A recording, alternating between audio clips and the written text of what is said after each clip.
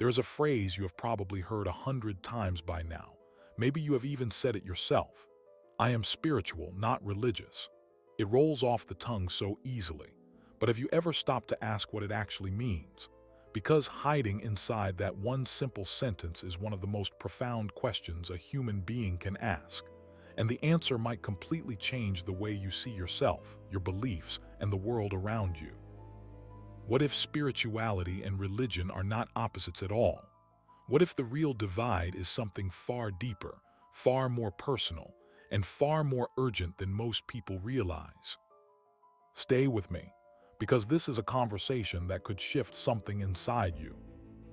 We live in an age of extraordinary progress, more information than ever before, more technology, more connection, and yet more people than ever feel completely empty inside, anxious, lost, like something essential is missing but they cannot name it. This is not a coincidence, and it is not weakness. It is the human soul doing exactly what it was designed to do, searching. So let us start at the very beginning. Spirituality at its core is not a trend. It is not a yoga mat or a meditation app or a carefully curated aesthetic.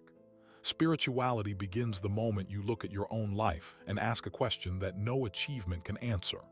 Why am I here? What does any of this actually mean? Is there something more to existence than waking up, working, consuming, and repeating the cycle until it ends? That restlessness you feel sometimes, that quiet ache for something deeper, that is not a problem to be solved. That is the beginning of a spiritual life. For some people, that search leads them to prayer. For others, it leads to meditation, to silence, to nature, to music, or to acts of genuine service. Spirituality is not about the method. It is about the experience. It is the turning inward, the recognition that there is an inner life worth paying attention to. But here is where things get more complicated. Religion enters the picture not as the enemy of spirituality, but as something that grew from it.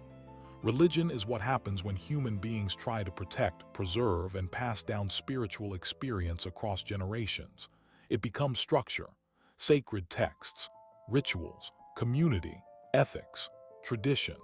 If spirituality is the fire, religion is the vessel built to carry that fire through time. Think of it this way.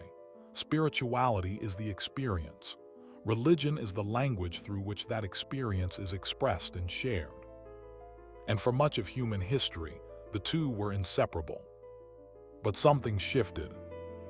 In the modern world, particularly across the West, millions of people began walking away from organized religion, not because they stopped searching for meaning, but because somewhere along the way, they felt that religion had stopped being a path toward transformation and had become something else entirely.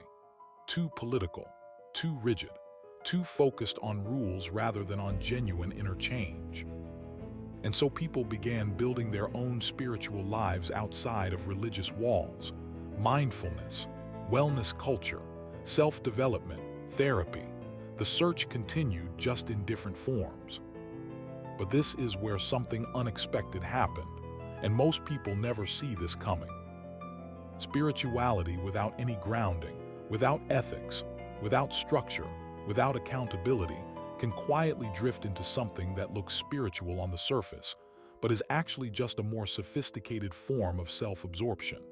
It can become commercialized, detached from real transformation, focused entirely on feelings and experiences while avoiding the harder work of genuine character change. And on the other side, religion without spirituality faces its own crisis. A person can attend every service, follow every rule, memorize every scripture, and still remain cruel, arrogant, and spiritually hollow. The mystics and prophets of every major tradition have been saying this for centuries. Outer form without inner transformation is not religion. It is theater. True prayer was never meant to be performance. It was meant to soften the heart. True fasting was never about the hunger. It was about learning to govern yourself and feel the weight of another person's suffering. True worship was never about the words. It was about what happens inside you when you say them. Without the inner dimension, religion becomes routine. and routine without meaning becomes a cage. Now this raises a question that a lot of people are quietly wrestling with. Is spirituality somehow higher than religion, more evolved, more free? The answer is not as simple as it sounds. Yes, spirituality centers on direct experience, on the living encounter with something greater.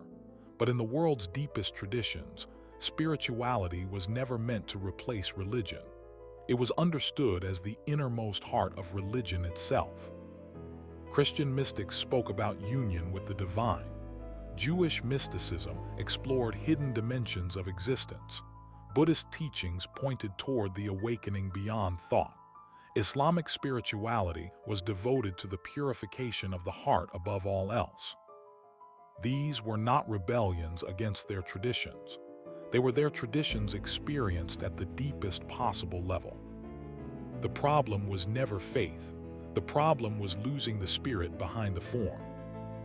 And this brings us to something that the modern world has almost completely confused: the difference between spirituality and self-improvement. Because they are not the same thing, not even close. Self-improvement asks, how can I become more successful? Spirituality asks, who am I beneath all of this striving? Self-improvement is about optimization, making yourself sharper, faster, more productive. Spirituality is about transformation, becoming more honest, more compassionate, less controlled by fear and ego, more genuinely human. A person who is truly growing spiritually may not be richer, they may not be more famous or more impressive on paper, but something changes in how they move through the world. They become quieter in their certainty, more present with other people, less reactive, more real.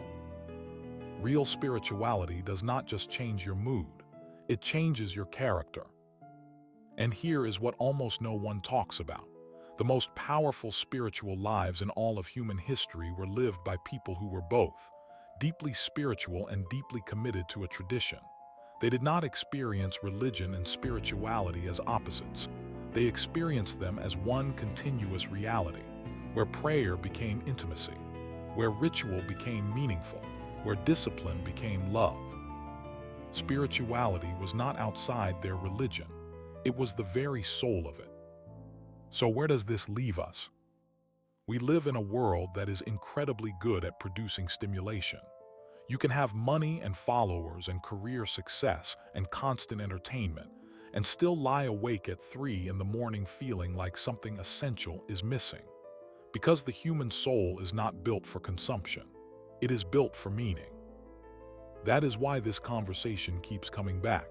Across every culture, every era, every generation, people keep searching for something that success cannot deliver and that distraction cannot silence.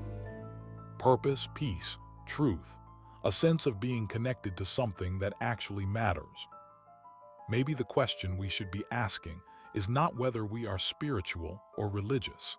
Maybe those labels are not the point at all. Maybe the real question is simpler and far more demanding than any label. Am I becoming more truthful, more compassionate, more aware, less driven by my own ego and more genuinely connected to the people and the world around me? Because spirituality was never meant to be an aesthetic. It was never meant to be something you perform for other people or wear like an identity. It is the oldest and most human of all searches, the search for what is ultimately real, for what remains when all the noise falls away. And that search, whether it takes you inside a tradition or outside of one or somewhere in between, that search is never wasted. It is, perhaps, the most important thing a human being can do.